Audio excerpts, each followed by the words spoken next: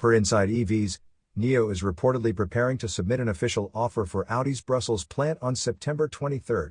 The factory currently produces the Q8 E-Tron, but Audi has no plans for future models there. Audi has faced challenges including worker protests over wages and job security, and is actively looking for a buyer. NIO's interest in the plant is seen as a move to avoid new European Union import duties on China-made cars.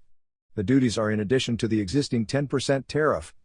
If NIO secures the deal, it plans to use the entire factory to assemble cars for the European market. Other Chinese automakers are also expanding in Europe. BYD is building a plant in Hungary with a capacity of 300,000 cars per year.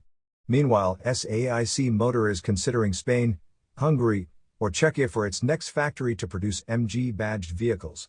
Additionally, Chery plans to manufacture 150,000 EVs annually in Spain by 2029.